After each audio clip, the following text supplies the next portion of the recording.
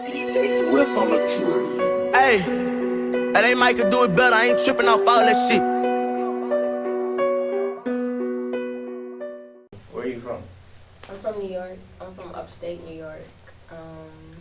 Utica, New York, to be specific. Yeah. You know, not too many people heard of Utica, New York. Yeah, I never heard of it. So what is it, Utica, New York like? I feel like if I could describe it, it's like a place where black families like from New York City and New Jersey and Connecticut came to have like a cheaper living situation than living in New York City, because everybody there is from somewhere else, or if they were born there, their parents are from somewhere else. It's not a good place to live. I'm glad I grew up there because it gave me tough skin. If I wasn't, I'd probably be a pussy. But it's not it's something that I want to build up, kind of like Nipsey Hussle did his hometown. So it definitely has some work that needs to be done, but it's home. Cool. I see you brought up Nipsey Hussle name, so you know, I just know he did a lot for his community and whatnot. So is he like a motivation? Does he inspire you to want to like help your community? To be honest, I didn't really listen to his music. Like, I knew of his music, but I wouldn't say I was a fan. I dated someone who was a huge fan, and that's how I got introduced to him. And then recently, which is crazy, before his death recently, I was doing a lot of research on him because I had seen an interview. So I was just interested in everything he was doing and found out about all the businesses that he opened and how he helped so many people. So I really got attached to him, sadly, after the passing. Really after the GQ shot, but that he did with Lauren London, because that made me interesting. But really after that, and it's crazy because we believed in a lot of the same things. A lot of stuff he was preaching, I preached to her every day. So. Wow, that's interesting, because I was speaking with one of my colleagues about the whole Nipsey Hussle situation. And a lot of people didn't know what he was doing before he died. So, you know, with him dying, I think that kind of like helped a lot of people in a way, because that inspired a lot of people. But I know that sounds crazy, but it's just what it looked like to me. So you have a lot of creativity. I can tell with your music is very creative. Your look is very creative. Was that a problem for you growing up, you know, coming through high school, being that just outcast out of everybody else? Yeah, always. But the sad part about in high school, I kind of hated myself for that. Like, I kind of felt, because, you know, in high school in New York, like, you look a certain way, look different, look odd, out of the norm. Things is coming for your head. They throwing jabs and shit like that. So you had to kind of stay in a certain bubble to be respected, and then once you were respected, you could do whatever you want. I used to make my own jeans back then, dye it, bleach it, cut my shirts. It was like stuff that I had in my house back then. See, now I got all the tools and I can do like all this crazy shit. But back then it was scissors, markers, and shit like that I used to create clothes. So. Yeah. So when did you find a love for doing wanting to do music? Music, my whole entire life, honestly. I've been rapping since I was 8, but it's been low key, like in my room writing stuff, showing my cousins, my mom. And then when I came to Clark, I moved here 4 years ago. I went to Clark and I entered a freestyle battle. Ended up winning, and everybody was just like, yo, you're lit. So I decided to, that summer, to work on my voice, because I wasn't in love with my voice, wasn't in love with the sound.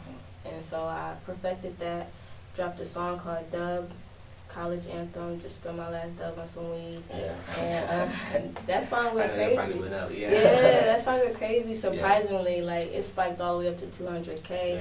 And since everybody was fucking with me, I was like, okay, I could actually live the dream I always had, so let me try it. And I've been getting nothing but blessings since then. That's cool. So are you an independent artist right now for the most part? Yeah, I want to stay independent. I just started my own record label. Nip Slip Records, the same as my clothing line. It's going to be Nip Slip Clothes and Nip Slip Records, Nip Slip everything. So I'm sticking to that until, like, you know, somebody want to give me some money to my record label. Other than that, I want all my revenue, all my everything. To yourself. So what do you take more serious, being a fashion designer or really being an artist? I would say being an artist, that's a long life dream, but fashion it turned into a business when people started really fucking with what I was doing, and people started copying what I was doing. So when people started copying what I was doing, I was like, oh, nah, let me capitalize off Yeah. this. If you want a copy, you gotta buy it. You Yeah. can buy it and give me this money for it. Yeah. So that came recently, probably within, I say, the last year. Me and her, we came up with a slip together. We always showed out every event. People were fucking with us, but we were getting so mad that people would like come and wear the same thing we had on last time, and we like, nah, we gotta get this money for that. So yeah, it's crazy. So like these group of people, they was like basically like buying our style with the clothes, so they just go buy it to try to make it too. yeah. So now we're just using like certain shit that we came up with that we have wore and remaking it and redoing it and selling it to everybody at not an expensive price. Cause it's a lot of people I wish I could support, but black people be charging. So I'm gonna make it affordable for everyone, so that everybody can look dope for a low price. Yeah, I mean that's good, but yeah, 'cause, you know, most people be charging for they shit though, like big prices. But you know, I feel like if you, like you said, make it a reasonable price, more people will buy it, more people will wear it. You make more money, but people don't think like that. Yeah, you So- gotta start low and then, but when I get popping, you know, the price is gonna go too. But Yeah, I feel that. Well, you have a clearance out or some Yeah. shit like that. I mean, yeah, I guess. definitely. How do you balance being an artist and also being a fashion designer? Music is first. I love music. I'm gonna do whatever it takes to get to that point I want to.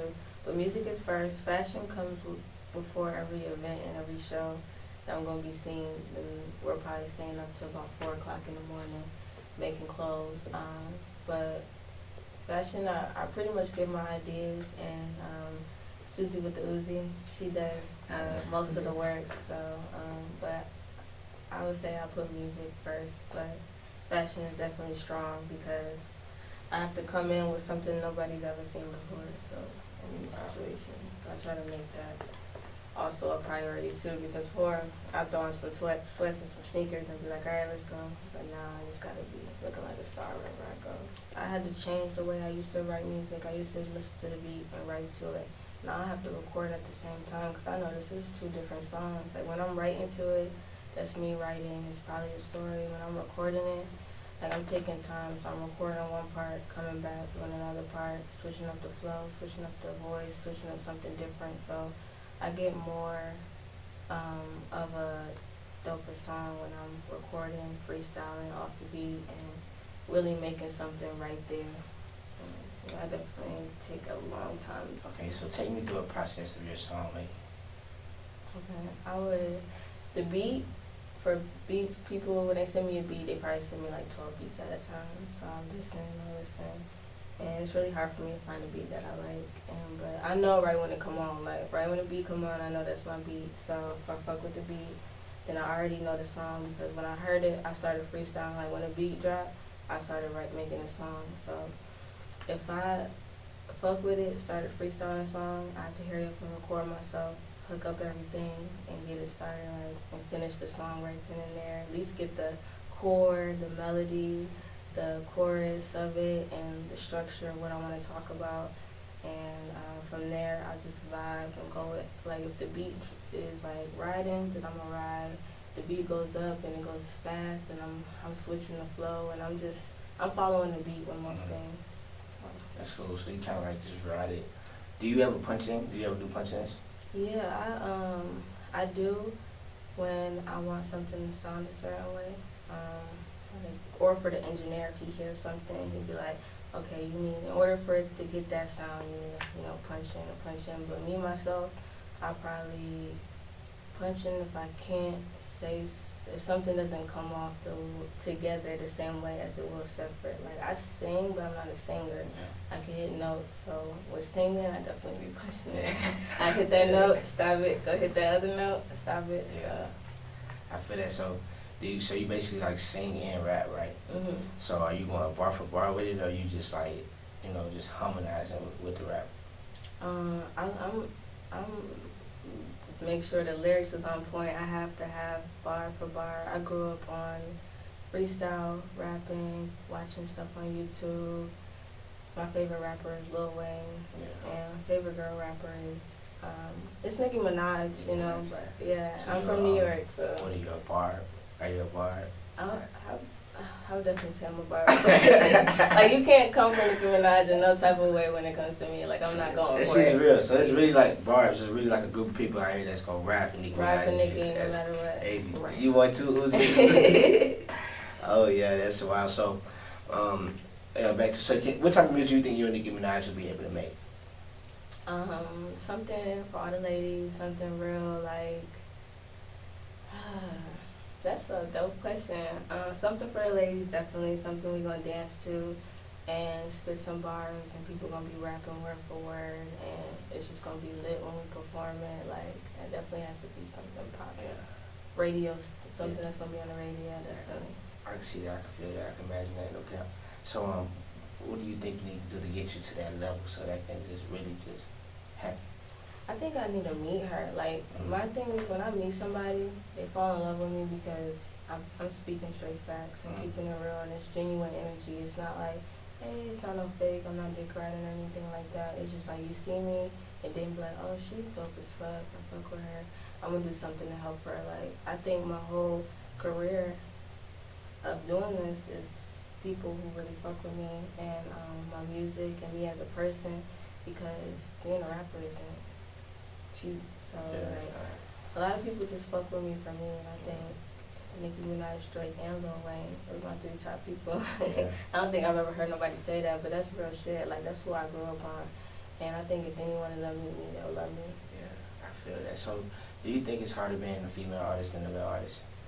Yeah, because they be shitting on us. They don't take us serious. Like, I be getting a lame-ass time slot.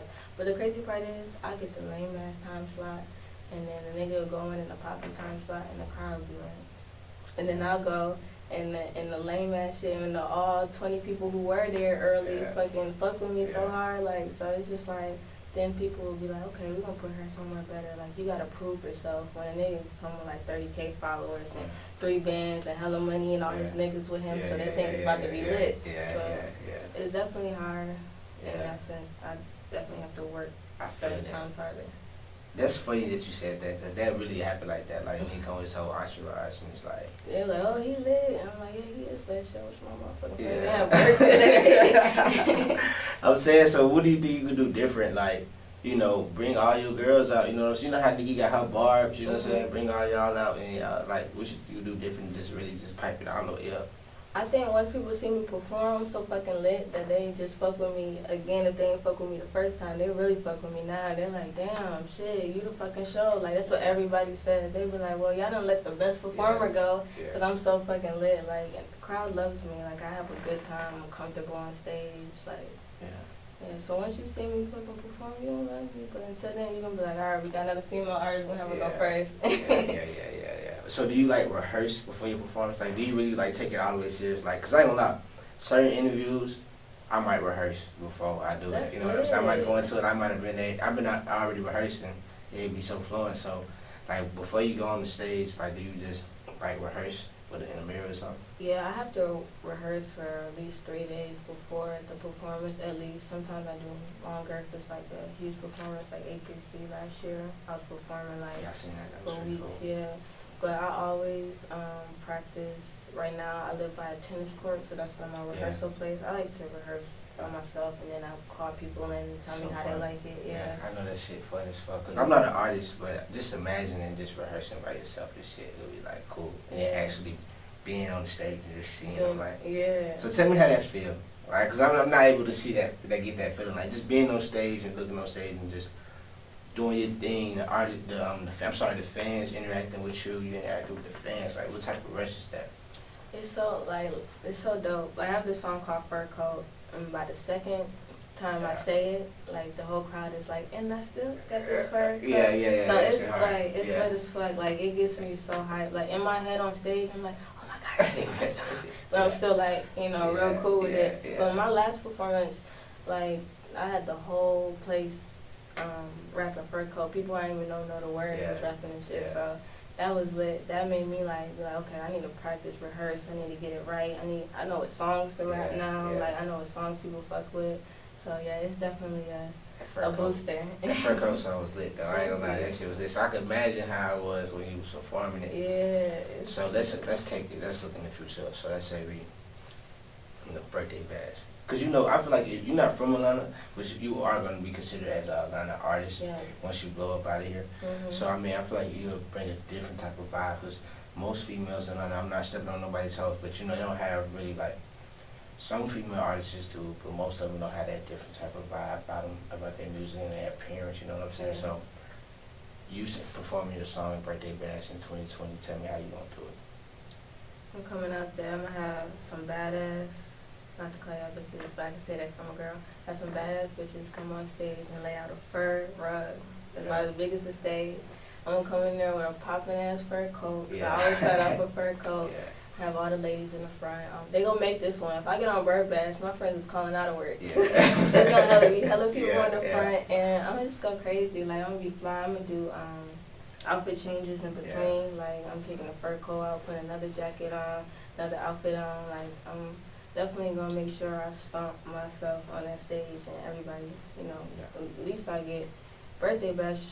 Thousands of people, I'm at least getting a couple hundred of them to follow me and fuck Oh with me. yeah, you're gonna be on. Well, if you're in Birthday Bash, you're gonna be on. We Yeah, already know yeah, you yeah. are. So what are you talking about? Right. Something you already own. So are you really on these female artists' neck like you should be? I will be. This next project, The Life of Idiosyncratic, I'm coming at everyone's neck because I haven't dropped a project in 2 years. I dropped some songs, but I haven't dropped a project in 2 years. But this project has been in the works for 2 years. Yeah, So yeah. this is 2 years of me, all the shit I wanted to say on social media that I don't, everything that I've been thinking, feeling, love that I've been through, heartbreak that I've been through. So this is all 2 years worth of shit I've been going through. Yeah, I'm coming for the next. They're gonna be upset. Yeah.